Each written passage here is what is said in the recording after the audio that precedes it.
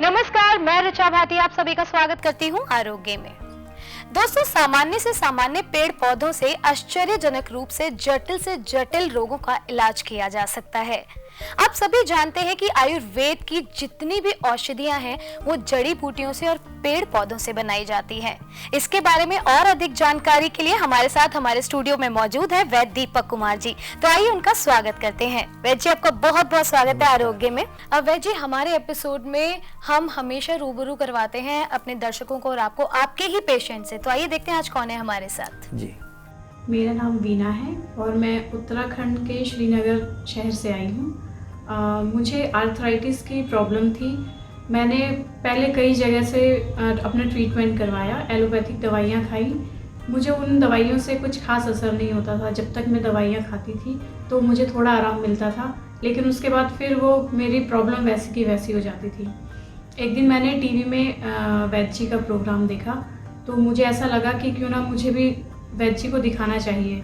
मैंने एक दिन वैद्य जी को फ़ोन किया तो उन्होंने मुझे बताया कि एक बार यहाँ आके मिल लें। तो मैं उनके क्लिनिक में गई, मैंने उनको दिखाया तो उन्होंने मुझे प्रोत्साहित किया कि आयुर्वेदिक ट्रीटमेंट से इसका काफ़ी कुछ उपचार हो सकता है। तो मैंने 1 महीने की दवाई अभी तक ली है तो मुझे उससे काफ़ी असर दिख रहा है। मेरे घुटने में पहले बहुत ज़्यादा स्वेलिंग होती थी, अब वो काफ़ी हद तक ठीक हो चुकी है। अब मैं आराम से चल भी सकती हूँ, सीढ़ियाँ भी चढ़ सकती हूँ और मैं भगवान से प्रार्थना करती हूँ कि वैद्य जी का जो ट्रीटमेंट है वो ऐसे ही अच्छा चलता रहे और औरों को भी इससे लाभ मिलता रहे। तो वैद्य जी, वीना जी श्रीनगर से, इनको भी अर्थराइटिस की दिक्कत थी और जैसा कि इन्होंने हमें बताया कि जब तक ये दवा लेते थे तब तक ये ठीक रहते थे, लेकिन जैसे ही दवा छोड़ी वैसे ही इनकी जो सिचुएशन थी वो फिर वैसी हो जाती थी। घुटनों में स्वेलिंग और काफ़ी पेन रहता था इनको। क्या ट्रीटमेंट आयुर्वेद से इनको मिला कि आज ये अपने आप को स्वस्थ महसूस कर रही हैं? ऋचा जी, वैसे तो हमारे आयुर्वेद के हिसाब से सर्वे रोग मलाशरा, सब रोगों की जड़ पेट है।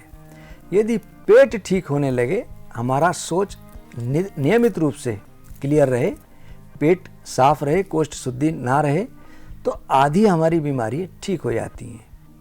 और मॉडर्न साइंस में बहुत से लोग साथ में पेन किलर लगा देते हैं, जिससे उस समय तो हमको लगता है कि आराम है, लेकिन जब दवाई हम छोड़ते हैं तो बीमारी का हमें पता लगता है कि कितना दर्द है। और हमारे आयुर्वेद के अंदर मैं इतना कह सकता हूँ, जो वेद हमारी आयु को निरोगी रूप से बढ़ाए उसको कहते हैं आयुर्वेद। और कुछ दवाएं ऐसी हैं आयुर्वेद की जो बहुत ही प्रसिद्ध और अच्छी हैं, जो कोई साइड इफ़ेक्ट नहीं दिखाती और रोगी की जो बीमारी है उसको धीरे धीरे दूर करती हैं। हम अपनी फार्मेसी में 3 दवाएं मुख्यतः बनाते हैं। एक मनोहर बूंद रामफल वटी, दूसरा शिलाजीत वटी। और शिलाजीत के लिए आयुर्वेद में कहा है कि जो व्यक्ति अपनी ज़िंदगी में 1 किलो शिलाजीत नियम पूर्वक विधि पूर्वक सेवन करता रहे तो कभी उसको कोई बीमारी नहीं सताती और उसकी बीमारियां धीरे धीरे दूर होती हैं। और तीसरा हम एक दवा बनाते हैं दशमूल घनवटी। मैंने इनको तीनों की 2-2 गोली 2 बार रासना सप्तक्वात के साथ सेवन कराई। और एक आयुर्वेद की बहुत ही स्वर्णयोग प्रसिद्ध दवा है व्रत वात चिंतामणि। यदि ये दवा ठीक बनी है तो निश्चित रूप से अपना असर दिखाती है, क्योंकि इसका मुख्य घटक स्वर्ण है। यदि स्वर्ण ठीक डला है तो ऐसा हो नहीं सकता कि बॉडी के अंदर जाए, न्यूरो सिस्टम को, नर्वस सिस्टम को और अर्थराइटिस को ये दूर ना करे। और इसके लिए मैं रामफल वटी और शिलाजीत के लिए इतना कहूँगा, हितकर रामफल शिलाजीत वटी वात रोग हो प्रधान, रेंड तेल या नीर से है मिलता लाभ महान। या तो हम अरंडी के तेल के साथ, क्योंकि अरंडी का तेल वात शामक भी है और कोष्ठ शुद्धि भी करता है। अगर बहुत से लोग ना ले पाएँ तो पानी के साथ, और मैं तो इसको रासना सप्तक्वात के साथ सेवन कराता हूँ। मैंने इनको दी और आपने देखा कि भगवान के आशीर्वाद से अब ये काफ़ी हद तक स्वस्थ है।